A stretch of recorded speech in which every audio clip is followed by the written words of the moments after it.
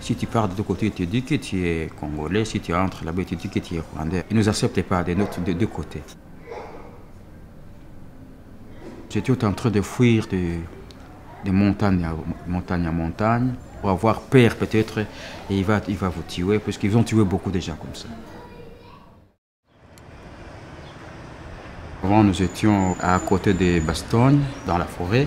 Alors, nous étions beaucoup de familles ensemble. C'était beaucoup de problèmes. Chaque personne a son habitude, chaque personne a sa connaissance. Alors, c'était un peu difficile. Ici, les enfants sont à l'aise. Quand ils rentrent chez eux.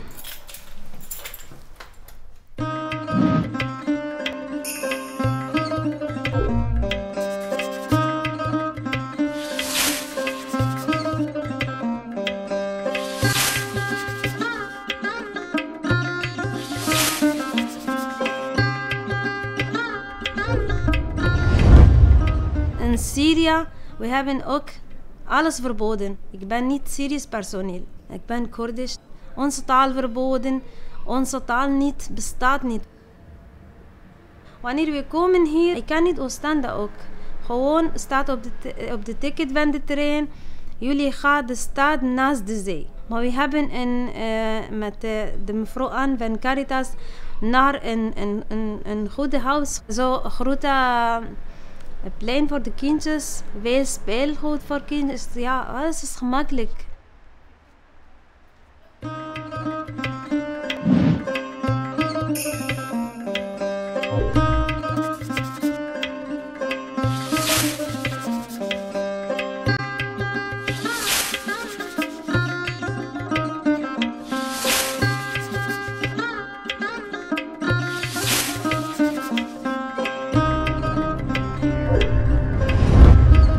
Сюда приехали, почему? Потому что там русские не дают нам жить.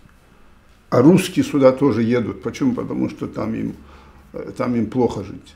Почему? Потому что нету этой свободы. А насчет моего здоровья, это причина, если бы я сюда не приехал, меня судьба сюда привела, я бы, наверное, давно бы там уже в сырой земле лежал бы. А в лагере, значит, приезжие люди, значит, там с Африки, с Ближнего Востока, с России, в общем, разные люди, а именно, значит, вот бельгийское общество, там хуже узнаешь, там не узнаешь, узнаешь только на квартире.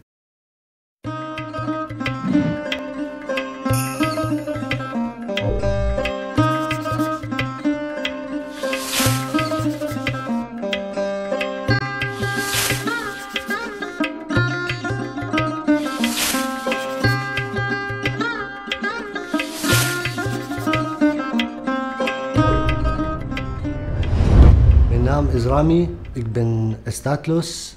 Ik ben geboren in Syrië, maar ik ben Gentenaar. Ik heb hier bijna 4 jaar. In het begin kwam ik naar het asielcentrum in Gent.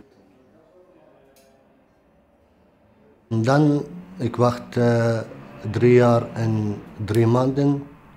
Dan verhuisde ik naar Brussel voor 6 maanden en dan ben ik nu 2 weken terug naar Gent. Ik wil nu in mijn kapsalon beginnen. Ik ga verder Nederlands studeren en ook als ik kan Frans leren.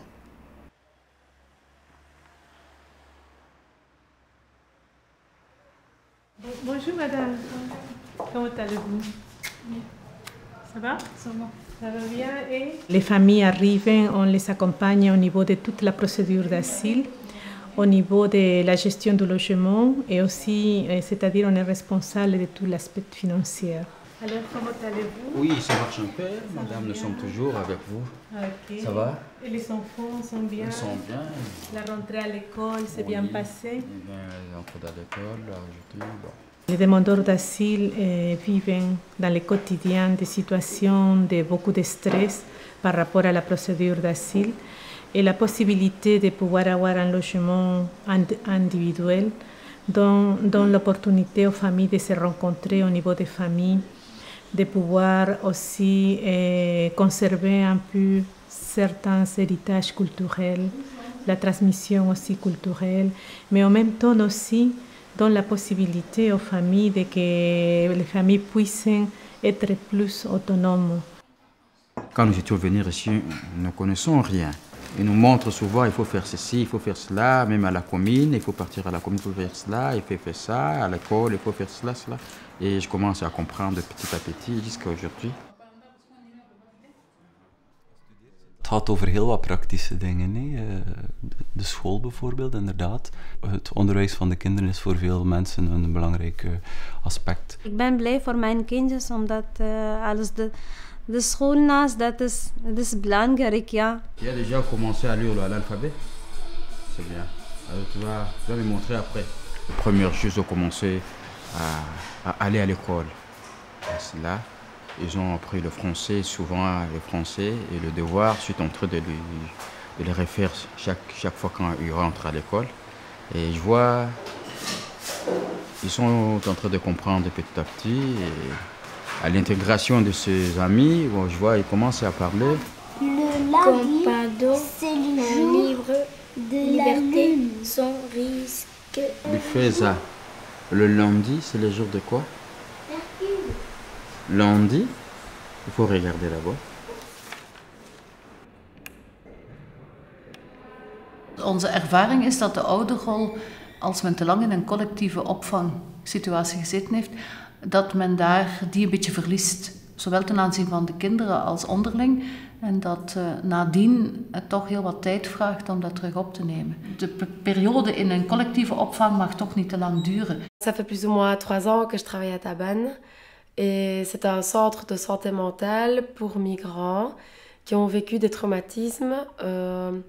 Ça peut être beaucoup de choses différentes, des personnes victimes de torture, de violences familiales ou conjugales assez lourdes. Veel asielzoekers komen hier aan, kennen de taal niet, kennen de cultuur niet, weten niet wat er voorhanden is van medische zorgen ook niet. We horen heel vaak van cliënten die vanuit een asielcentrum komen, die dan bij ons komen, van we hadden het zo moeilijk om onze medicatie te verstoppen, om dat een plaats te geven.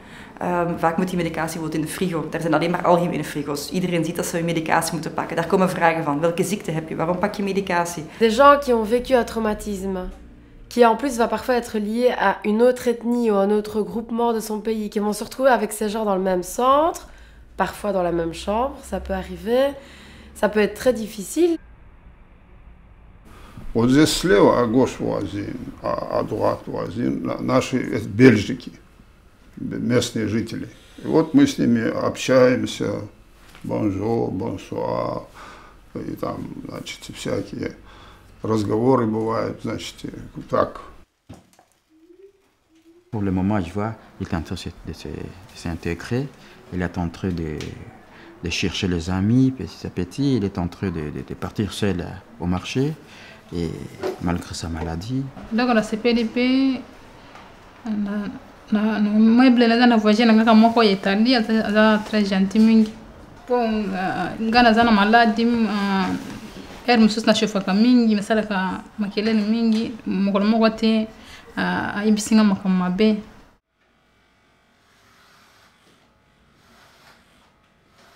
Nu ik ben bezig met Nederlands les in Barjik High School. Vorige week die loodgieter komt hier naar mijn kapsalon en hij dacht dat ik ben hier geboren. En toen ik tegen hem gezegd dat nee, ik ben hier 3,5 jaar, hij was gechoqueerd. Ik ga open in 1 januari 2014. Jullie zijn welkom, Gentenaars en de studenten hebben korting. Nous sommes pour orienter, pour accompagner si c'est nécessaire, mais c'est la famille. Il faut vraiment potentialiser toutes les ressources qu'ont les familles. Ik heb gevraagd voor opleiding bij VDAB. Ik heb opleiding van verkoop gedaan. Ik heb 6 maanden gewerkt bij H&M. Dan, na ik heb werk, mijn man ook dezelfde maand. We starten met werk, mijn man met OSME, artikel 60. We hebben dezelfde maand gestart met werk. Je prends l'électricité et le français. Je me réfère souvent avec les livres, les informations, les films. Ik werk hier als vrijwilliger. We geven hier eten aan de arme mensen. En die mensen ook die dakloos zijn. Dus we helpen ook die mensen. We hebben al ongeveer 700 tot 750 mensen die we bedienen wekelijks. Het zijn allemaal mensen zonder structurele vorm van inkomen. En hier ik kan ook mijn Nederlands oefenen. En Engels ook, Frans ook.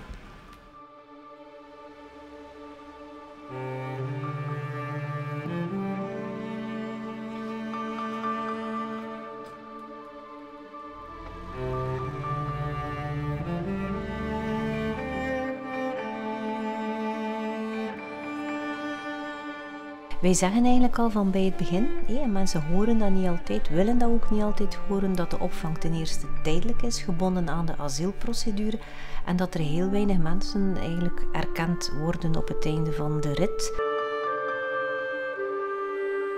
Je peux pas rentrer. C'est ça, en tout cas, je peux pas rentrer. Je vais chercher là où je vais mettre mes enfants.